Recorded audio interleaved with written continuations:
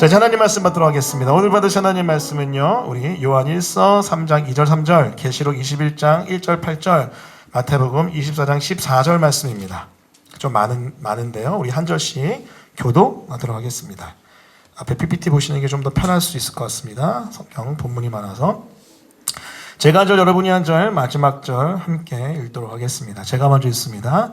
사랑하는 자들아, 우리가 지금은 하나님의 자녀라. 장래에 어떻게 될지는 아직 나타나지 아니하였으나 그가 나타나시면 우리가 그와 같을 줄을 아는 것은 그의 참모습 그대로 볼 것이기 때문이니, 주를 향하여 이 소망을 가진 자마다 그의 깨끗하심과 같이 자기를 깨끗하게 하느니라. 또 내가 새 하늘과 새 땅을 보니 처음 하늘과 처음 땅이 없어졌고 바다도 다시 있지 않더라.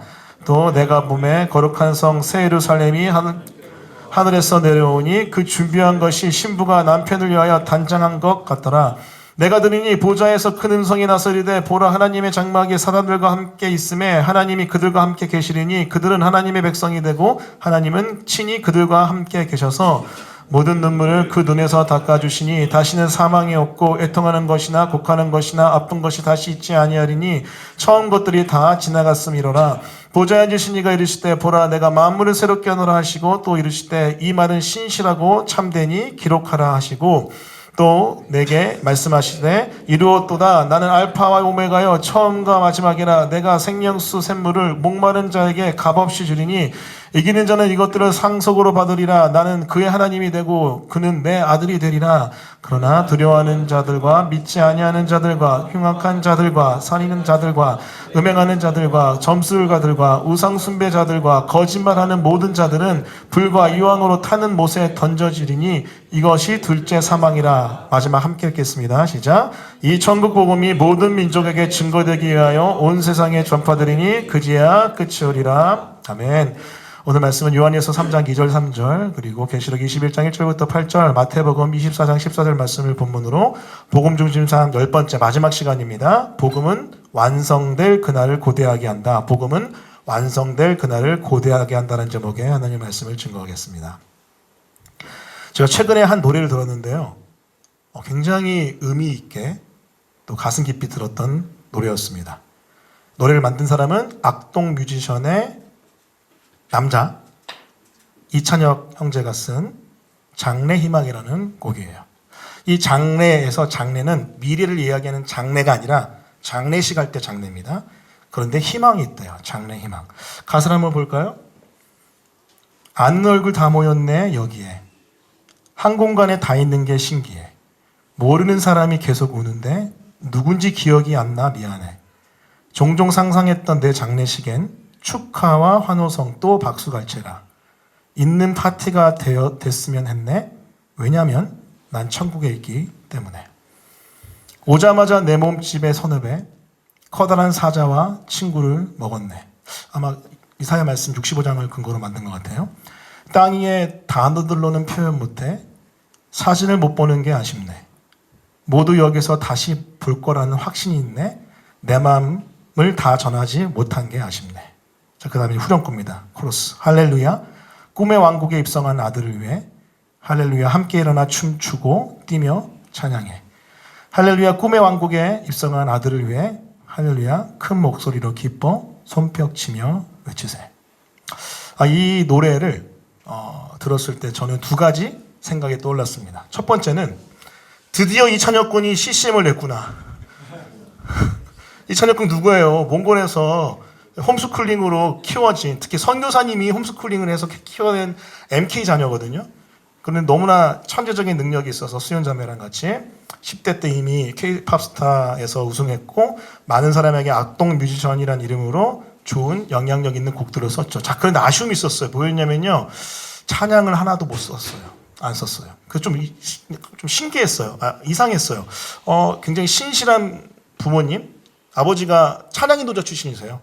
다노사라는 팀의 찬양 인도자 출신이고 그걸로 몽골로 선교를 가셨고 거기서 MK로 컸는데 그 가운데 달란트 원서를 받고 영향을 받았고, 그리고 실제로도 자기의 소속된 소속사에서 술 안 마시기로 유명한 YG 엔터테인먼트인데 거긴 다 마시는 분위기인데 유일하게 안 마시는 악동 뮤지션.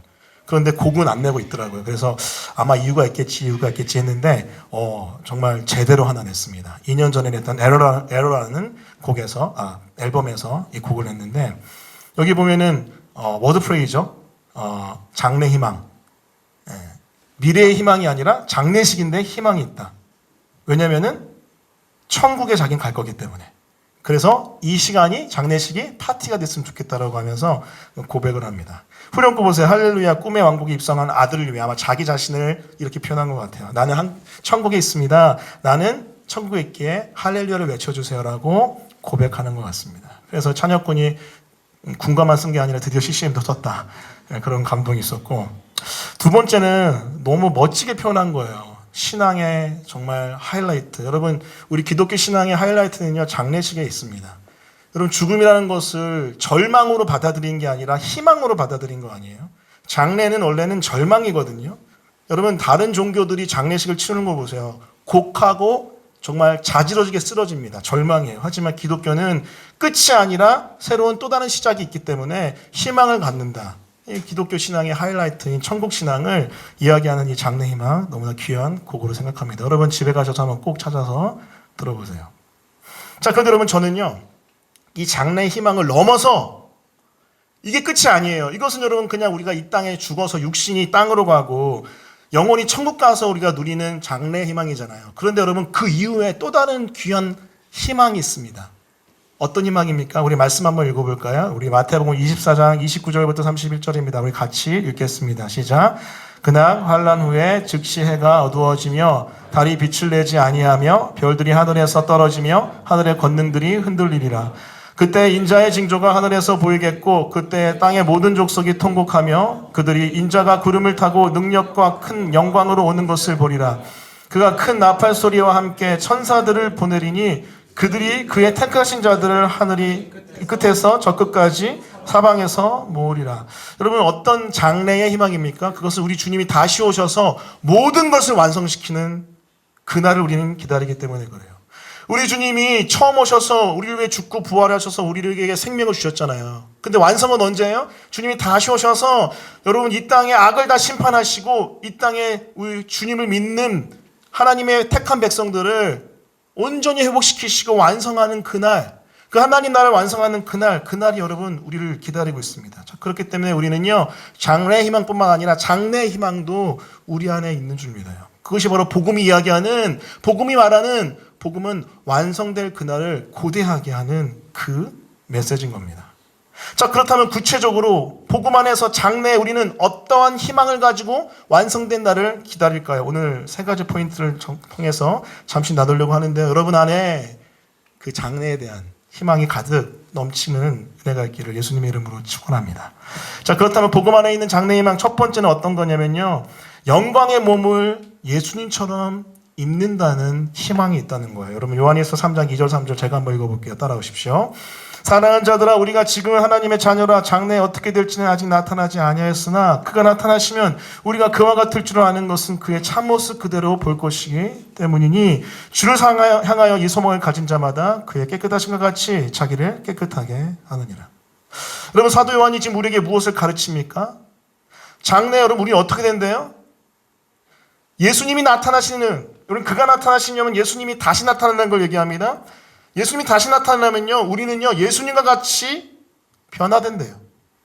그가 나타나시면 우리가 그와 같을 줄 아는 것은 그의 참모습 그대로 볼 것이기 때문이라. 우리 주님이 나타나시면요, 우리는 이제 페이스 투 페이스, 얼굴과 얼굴을 맞대어 보면서 그 주님의 형상으로 변화됩니다. 여러분, 그렇다면 그 주님의 형상은 뭘까요? 여러분, 빌립보서 3장 21절 말씀 볼게요. 우리 21절 이 말씀은 같이 한번 읽겠습니다. 자, 시작. 그는 만물을 자기에게 복종하게 하실 수 있는 자의 역사로 우리의 낮은 몸을 자기의 영광의 몸의 형체와 같이 변하게 하시리라. 여러분, 예수님을 믿는 자는요, 이미 그 영혼은 구원받았습니다.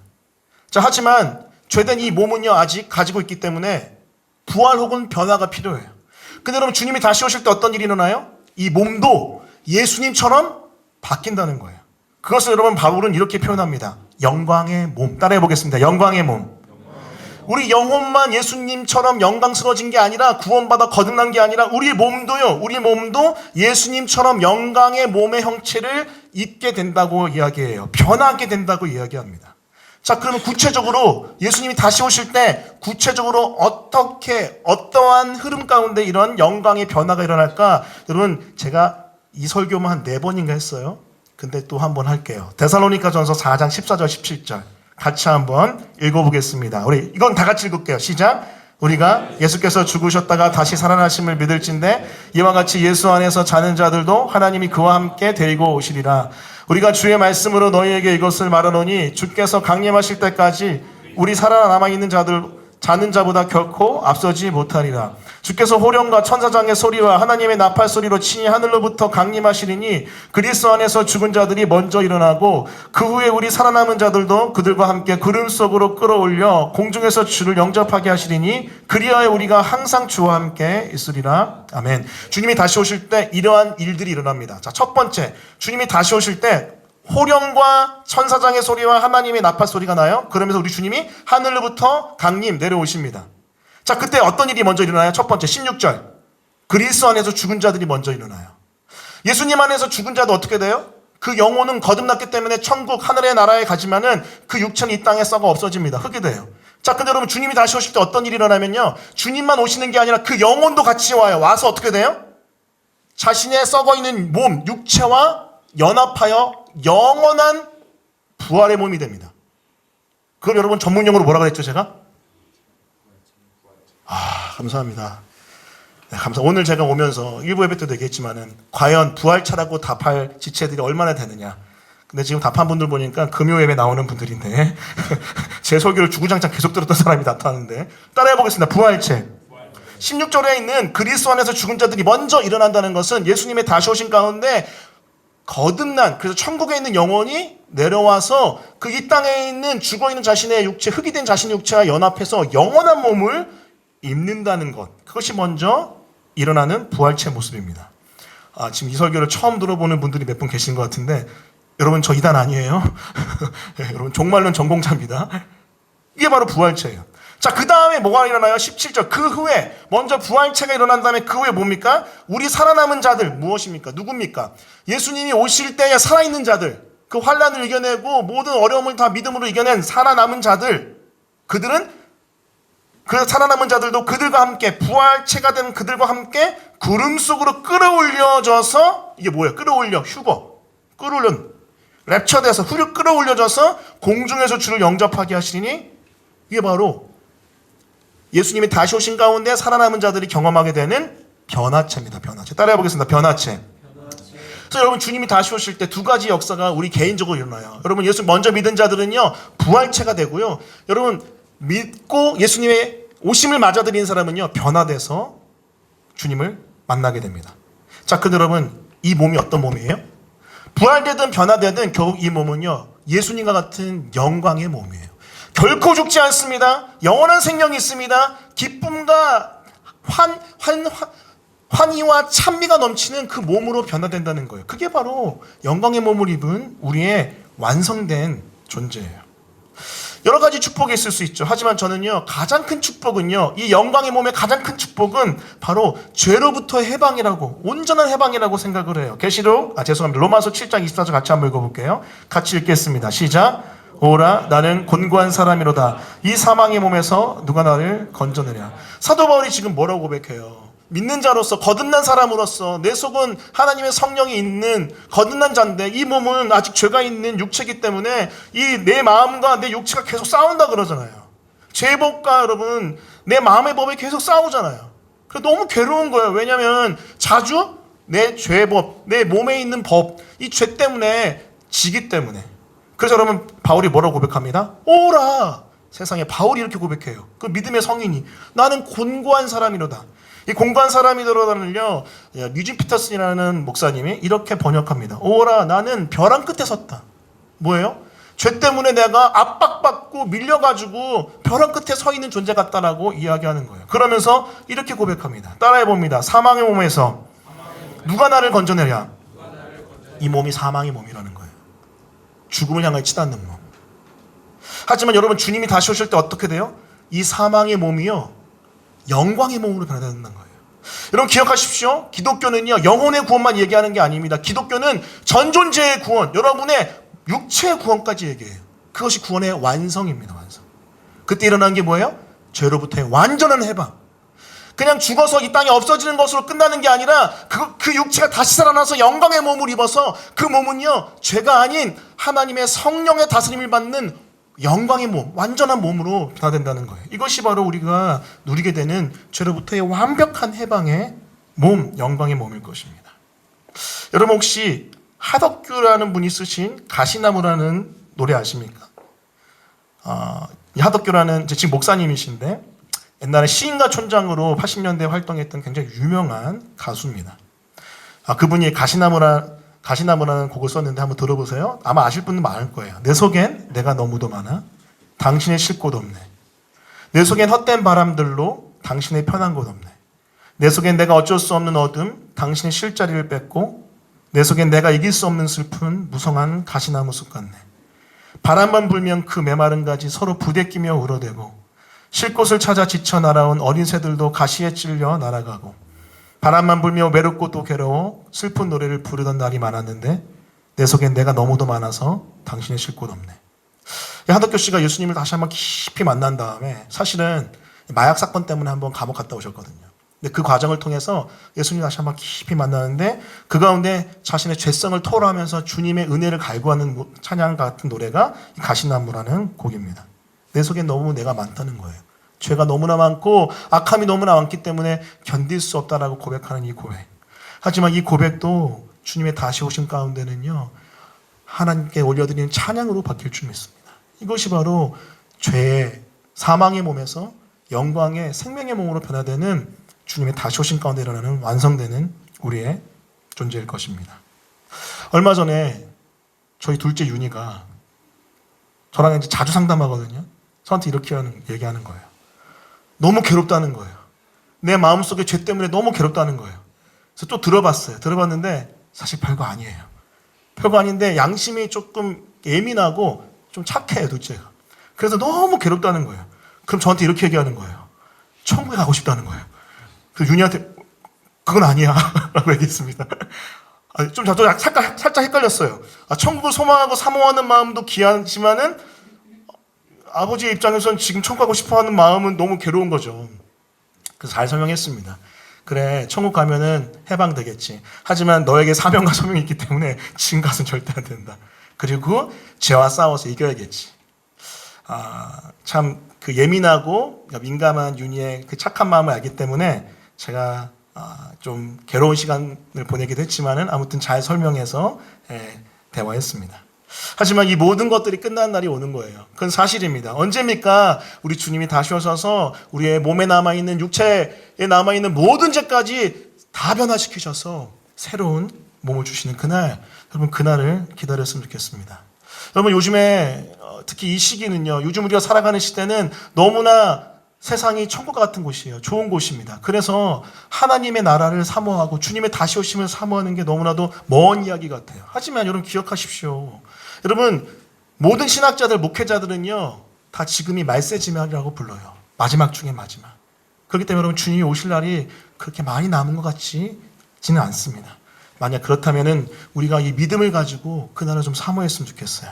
그날은 우리가 영광의 몸을 예수님 같이 입고 여러분이 모든 죄에서 해방될 날이기 때문입니다. 그래서 여러분 그날을 희망하고 소망하는 여러분이 되었으면 좋겠습니다. 그것이 우리가 기억해야 될 첫 번째 복음 안에서 누리게 될 장래의 희망, 바로 예수님과 같은 영광의 몸을 입는 것입니다. 자, 두 번째입니다. 두 번째는요, 주님이 다시 오실 때 영광의 나라가 온전히 이 땅에 임하게 됩니다. 우리 계시록 21장 1절부터 8절인데 많으니까요, 우리 좀 짧게 3절, 4절 말씀만 같이 읽겠습니다. 3절, 4절 같이 읽습니다. 자, 시작. 내가 들으니 보좌에서 큰 음성이 나서 이르되 보라, 하나님의 장막에 사람들과 함께 있음에 하나님이 그들과 함께 계시리니 그들은 하나님의 백성이 되고 하나님은 친히 그들과 함께 계셔서 모든 눈물을 그 눈에서 닦아주시니 다시는 사망이 없고 애통하는 것이나 곡하는 것이나 아픈 것이 다시 있지 아니하리니 처음 것들이 다 지나갔음이로라. 아멘. 여러분 우리 주님이 다시 오실 때 1절하고 2절 말씀 보니까요, 새하늘과 새 땅으로 이 땅을 다 변화시키신대요. 이 세상을 다 변화시키신대요. 그리고 거룩한 성 새 예루살렘이 내려와요. 쉽게 말하면요, 하나님의 나라가 이 땅에, 그 위의 나라가 이 땅에 내려와서 모든 것들을 변화시키십니다. 그래서 여러분 누가 그 모든 것들을 변화시키신 다음에 이 모든 나라를 다스리십니까? 바로 보좌에 앉으신 우리 하나님이에요. 자, 3절. 내가 들으니 보좌에서 큰 음성이 나죠. 이르되 보라 하나님의 장막이 사람들과 함께 있음에 하나님이 그들과 함께 계시리니. 자, 그 다음이 중요해요. 그들은 하나님의 백성이 되고 하나님은 친히 그들과 함께 계셔서. 여러분, 그들은 하나님의 백성이 된다는 건 뭐예요? 예수님이 다시 오신 가운데 하나님의 나라가 온전히 회복된다는 거예요. 여러분, 처음 하늘과 처음 땅이 없어지고 새롭게 변화됐다고 그랬죠? 마무리 바뀐 거예요. 국토가 바뀐 겁니다. 자, 그리고 2절 말씀 보면은, 죄송합니다. 3절 말씀 보면 보좌에 누가 앉아 계셨어요? 하나님이 앉아 계시잖아요. 주권자이신 왕이신 하나님이 이제 통치하기 시작하시고요. 3절 말씀 보면은 하나님의 백성이 온전히 회복됩니다. 다시 말하면 우리 주님이 다시 오시면요, 이 땅에 하나님의 나라가 온전히 완전히 임하게 되는 거예요. 여러분, 이 땅에 우리가 이 세상에서 살 때 특히 여러분 요즘 우리가 이 대한민국을 살 때 느끼는 여러 가지 불안감 있지 않습니까? 특히 정치적인 불안 때문에 많이 어렵고 힘들잖아요. 네, 맞아요. 좌든 우든 좌든 이 땅에서의 정치는요, 불안하고 불완전합니다. 하지만 기억하십시오. 이 땅에서 우리가 그런 것들을 느끼면 느낄수록 우리는 온전하고 완전한 주님의 나라를 사모해야 해요. 그 나라는 어떤 나라입니까? 오셔서 완전하고 온전하게 주님이 왕 되셔서 통치하시는 그런 나라예요. 자, 4절 어떻습니까? 모든 눈물을 그 눈에서 닦아주시니 다신 사망이 없고 애통하는 것이나 곡하는 것이나 아픈 것이 다시 있지 아니하리니 처한 것들이 다 지나갔음이로라. 모든 좌절과 슬픔과 원망을 다지하시는 그 주님의 나라가 우리 주님이 다시 오실 때 임한다는 거예요. 자, 이어서 여러분 이사야 말씀 한번 볼게요. 이사야 65장 말씀인데 제가 많이 가져왔지만 한 절만 보겠습니다. 25절 말씀 한 절 같이 읽어볼게요. 우리 아까 찬혁 형제가 사용했던 말씀이기도 한데 우리 같이 한번 읽어보겠습니다. 시작. 이리와 어린 양이 함께 먹을 것이며 사자가 소처럼 즙을 먹을 것이며 뱀은 흙을 양식으로 삼을 것이니 나의 성산에서는 해함도 없겠고 상함도 없으리라 여호와께서 말씀하시니라. 주님의 나라 어떤 나라예요? 이리, 사자, 뱀은 어떤 종류입니까? 어떤 동물이에요? 공격하는 동물입니다. 다른 사람을 해하는 동물이에요. 무력으로 다스리고 통치하는 동물들입니다. 하지만 주님의 나라는 어때요? 이리와 어린 양이 함께 먹고 사자가 공격하는 게 아니라 소처럼 즙을 먹습니다. 뱀은 자신이 다니던 흙을 양식으로 삼는, 공격성이 다 사라지고 무력으로 통치하는 약육강식의 그 시절이 아니라는 거죠. 주님이 다스릴 때는요, 무력이 아니라 사랑과 공의로 다스리시는 그 샬롬의 나라가 오게 된다는 거예요. 지금 최근에 계엄령 이후에 대한민국을 무력으로 통치하려고 하는 잘못된 위정자의 시도가 있었습니다. 물론 국회의 노력으로 또 시민의 노력으로 저지가 됐죠. 여러분, 이 시간을 지날 때 우리는 이렇게 기도해야 됩니다. 하나님, 이 땅에 주님의 법의 통치, 하나님의 사랑과 공의의 통치가 온전히 일어나게 해달라고 기도해야 돼요. 기도해야 돼요. 요즘에 안타까운 게 뭐냐면 교회들이 아무 얘기를 안 해요. 여러분, 목사님도 아무 얘기 안 하시지 않았나요? 금요예배 설교 들어보세요. 여러분, 금요예배 안 나오시니까 잘 모르시죠? 금요예배 때 여러분 제가 불을 토했습니다. 너무 안타까워요. 교회들이 아무 얘기를 안 해요. 사랑과 공의의 관점에서 좌가 우가 아니라 이 땅이 무력이 아니라 하나님의 샬롬으로 통치돼야 되는데 너무나 안타깝습니다. 주님의 나라는 어떤 나라예요? 무력이 아니라 희생과 섬김으로 통치해야 되는 나라 아닙니까? 이리와 사자와 뱀이 그 모든 무력을 내려놓고 변화돼서 서로 사랑하고 서로 섬기는 나라, 그것이 바로 하나님의 나라입니다. 여러분, 지금 이 땅을 위해서, 이 땅에 하나님의 나라가 임하기 위해서 여러분 기도했으면 좋겠습니다. 할렐루야. 기도하셔야 돼요. 기도하셔야 돼요. 더불어서 여러분, 이러면 이럴수록 여러분 무엇을 소망하고 바라봐야 될까요? 주님의 다시 오심을 바라봐야 돼요. 소망해야 돼요. 이 땅의 나라가 불안할수록 이 땅을 위해 기도도 해야겠지만은 주님 그렇습니다. 완성은 우리가 하는 게 아니에요. 여러분 기억하십시오. 복음의 완성은요, 이 나라의 완성은요, 우리가 이루는 게 아닙니다. 성경의 최종 결론이 뭐예요? 복음의 완성은, 하나님 나라의 완성은 주님이 하시는 거예요. 따라해 보겠습니다. 하나님 나라의 완성은 예수님이 하신다.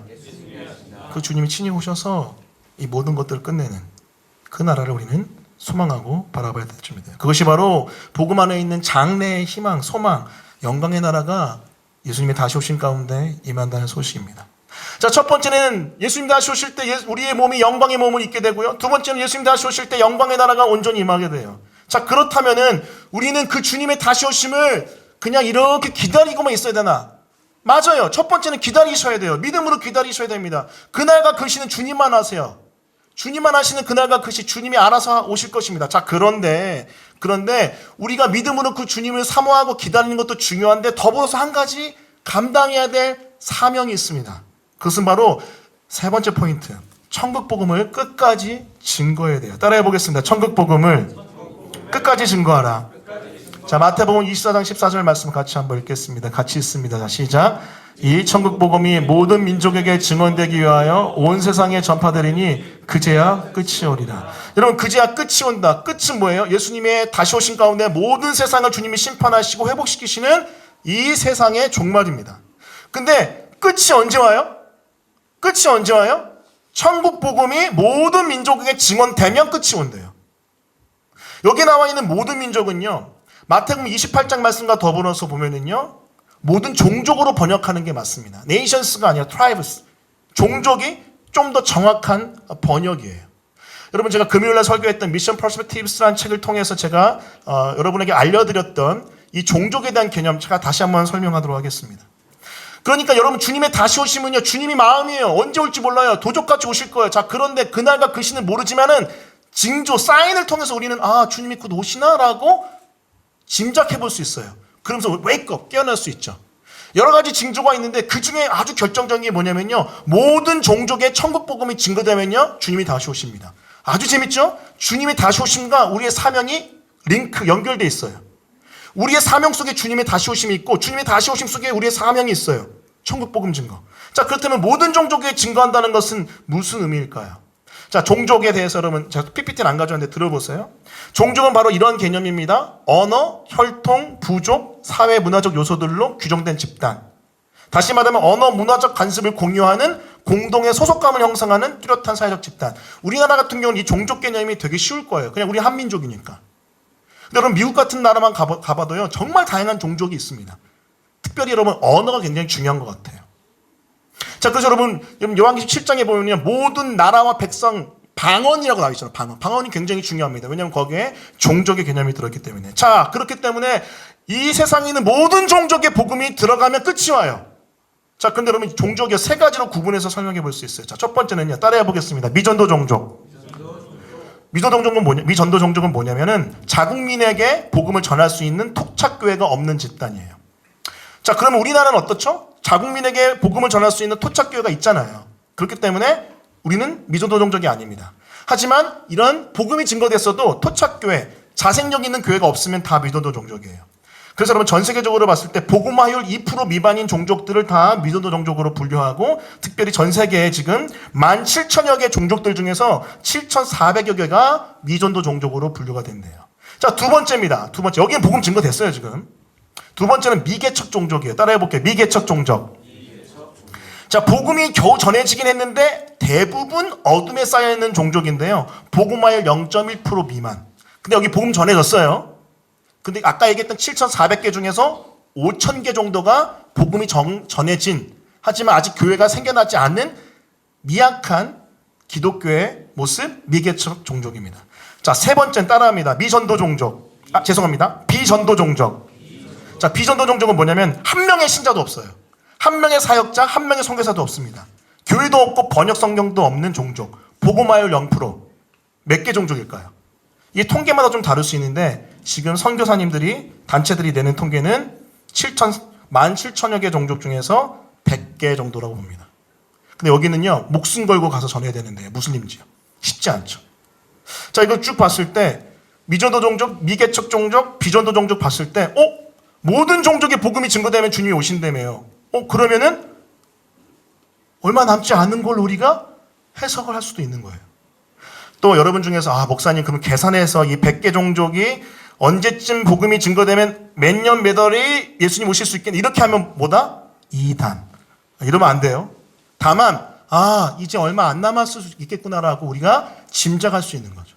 여러분, 진짜 주님의 다시 오심이 눈앞에 와 있어요. 근데 여러분, 요즘 이런 설교 못 들어보죠. 여러분, 깨어나셔야 돼요. 노아의 때와 같습니다.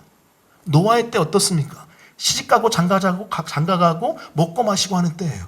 무슨 종말이야, 무슨 홍수 심판이야, 웃기지 마 하면서 노아 가지고 핍박했던 때예요. 괜찮다 괜찮다 평온하다 평온하다 할 때 하늘이 터지고 땅이 터져서 심판이 임합니다. 근데 여러분 주님의 인자가 다시 오실 때가 바로 노아의 때와 같다라고 우리 주님 말씀하시죠. 사실 여러분 지금 이때야말로 이런 메시지가 더 울려야 되는데 너무 안타깝습니다. 저는 아직 한 가지 더 중요한 주님의 징조를 이야기하고 싶습니다. 그것은 바로 우리가 하나 말씀 읽고 같이 나누고 싶은데요. 우리 마태복음 10장 23절입니다. 우리 같이 한번 읽어볼게요. 같이 읽습니다. 자, 시작. 이 동네에서 너희를 박해하거든 저 동네로 피하라. 내가 진실로 너희에게 이르노니 이스라엘의 모든 동네를 다 다니지 못하여서 인자가 오리라. 우리 주님이 제자들을 선교사처럼 파송합니다. 복음 증거해라. 예수님의 사역을 같이 감당해라 라고 파송해요. 자, 그러면서 우리 주님이 이렇게 말씀하세요. 이 동네는 어디냐면요. 이스라엘 동네예요. 이스라엘 동네 다 다니지 않고 내가 다시 올게. 여기 마지막에 보는 말씀 인자가 온다는 건 예수님이 다시 오시는 얘기예요. 인자가 다시 올 때 보면은 이스라엘 백성이 다 동네를 다니면서 복음이 증거되지 않아도 난 올 거야 라고 얘기하는 겁니다. 근데 여러분 여기에서 아주 골치 아픈 선교학적 문제가 생겨요. 왜요?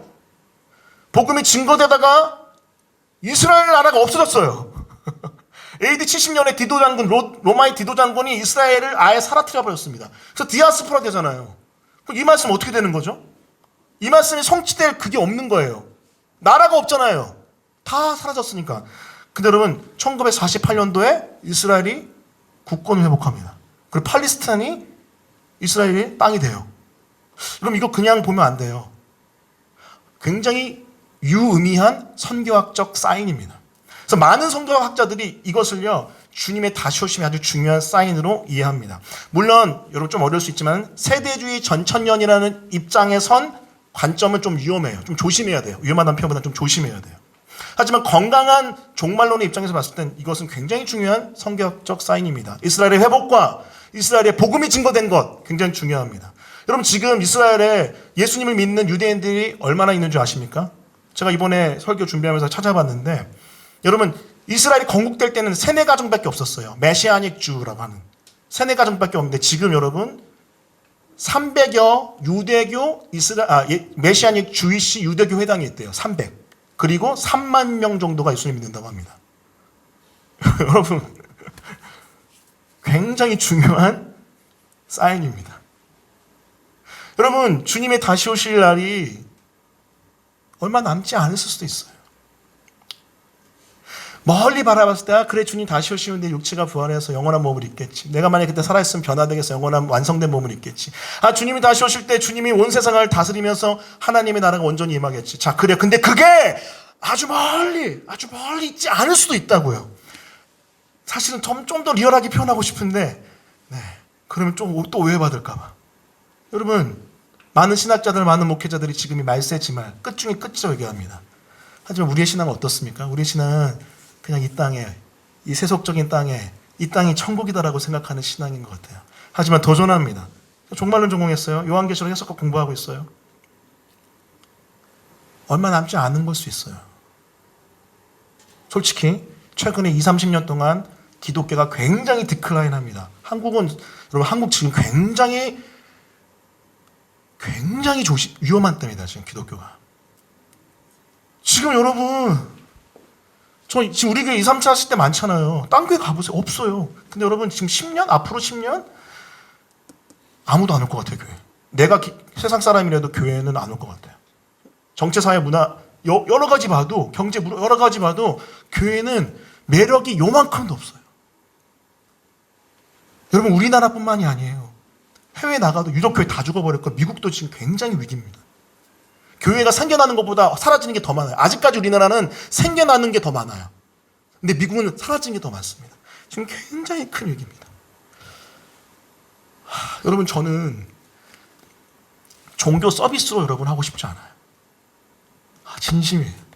어떻게든 간에 여러분이 마지막 때 건강한 신앙생활 하는 여러분들로 제가 도와드리고 싶은데 또 우리 교회는 애기 엄마 아빠들이 많아가지고 쉽지 않은 부분도 있어요.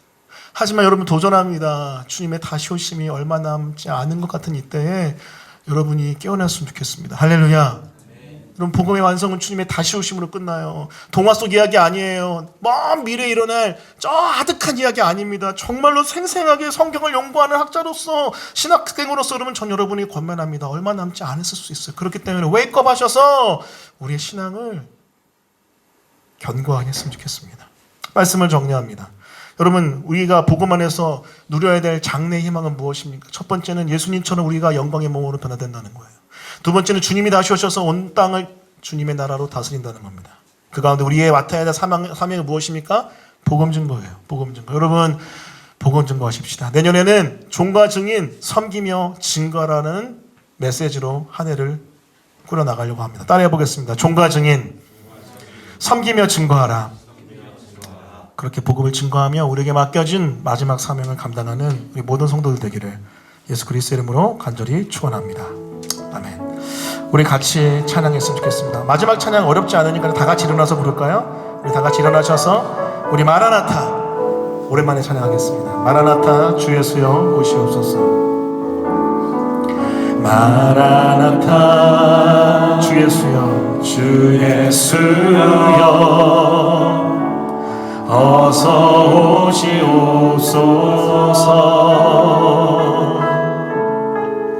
땅의 모든 끝 모든 족속 주를 찬송하게 하소서. 마라나타 주 예수여 어서 오십시오. 마라나타 주 예수여 주 예수여 어서 오시오. 모든 열방이 주께 돌아와 춤추며 경배하게 하소서. 모든 열방이 주께 돌아와 춤추며 경배하게 하소서. 우리 주님 다시 오실 길을 만들자. 우리 주님 다시 오실 길을 만들자. 십자가를 들고 땅 끝까지 우린 가리라. 우리 주님 하늘 영광, 우리 주님 하늘 영광 온 땅. 아멘. 우리 땅 끝에서 주를 맞이 마라나타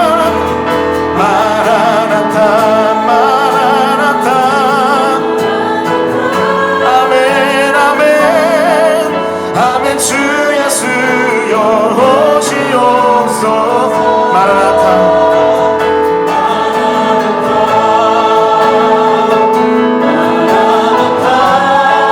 아멘 주 예수여 아멘 주 예수여 오시옵소서.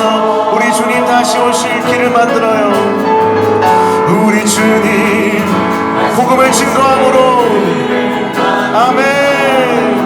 십자가를 들고 땅 끝까지 누린가. 우리 주님 하늘 영광 온 땅.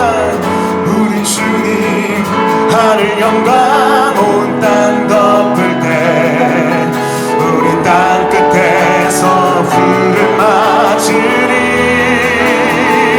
마라나타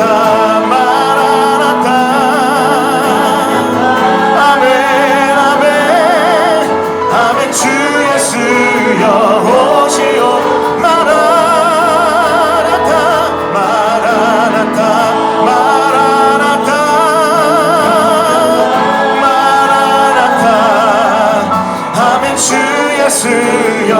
우리 다시 한번 웨이크업 깨어나서 마라나타 마라나타 마라나타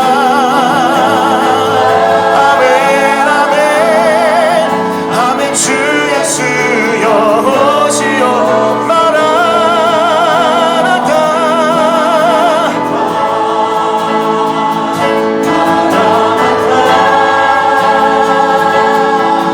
아멘 주 예수여 오시오.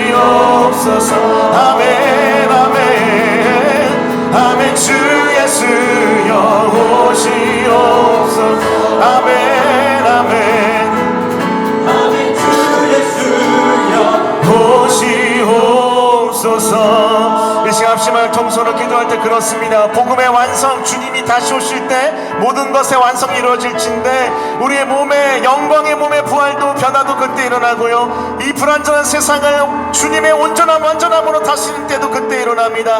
그것을 위해서 우리가 복음 증거의 사명과 소명을 끝까지 감당해야 될 줄 믿어요. 오늘 말씀에 도전받은 것들 기억하시면서 주님 다시 오셔 주십시오. 이 땅에 마라나타 다시 오십시오. 우리 고백하며 기도하겠습니다. 기도합니다. 하나님 아버지, 이 시간 마라나타 고백합니다. 주님, 아멘. 주 예수여 어서 오십시오. 내 사랑하는 주님 어서 오십시오. 내 사랑하는 주님 어서 오십시오. 아멘, 아멘, 아멘, 아멘. 주님의 오심은 노아에게 때와 같다 하셨는데 사람들이 시집가고 천배고 먹고 마시는 그때 주님이 도둑같이 오실 수 있습니다. 하지만 믿음의 사람들은 깨어서 근신하여서 하나님의 사인을 바라보며 복음을 증거하고 주님의 다시 오심을 이 땅에 증언하는 자들이 주였습니다. 우리 교회를 깨워주십시오. 우리 교회를 깨워주십시오. 이 땅의 교회들을 깨워주십시오. 하나님, 기독교가 큰 위기를 맞고 있습니다. 이 땅의 교회들을 깨워주십시오. 이 땅의 교회들을 깨워주십시오. 하나님, 주님의 다시 오심, 복음의 완성과 하나님 나라의 완성이 이루어질 그날을 향하여 나가는 우리 모든 신앙인들 될 수 있도록 도와주시고 역사해 주십시오.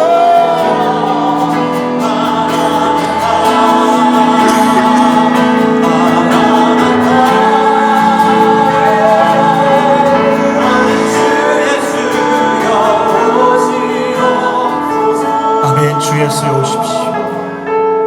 아멘. 주 예수여 오시옵소서. 아멘. 주 예수여 오십시오. 아멘. 주 예수여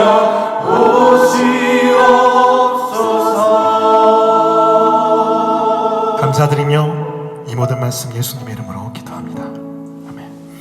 진 우리 구주 예수 그리스도의 은혜와 하늘 아버지의 말할 수 없는 사랑과 성령님의 깨닫게 하시고 깨우게 하신 역사가 이 자리에 나와 복음의 완성은 주님이 다시 오실 때 일어난다는 것을 알고 우리 몸의 영광스러운 변화와 부활, 그리고 주님의 온전한 다스림을 간절히 기대하는, 그리고 주의 다시 오심은 우리의 복음 증거라는 사명과 맞닿아있다는 걸 깨닫고 다시 한번 증인의 삶을 기도하고 결단하는 모든 영혼들 머리에 지금부터 영원까지 함께 있을지어다. 아멘.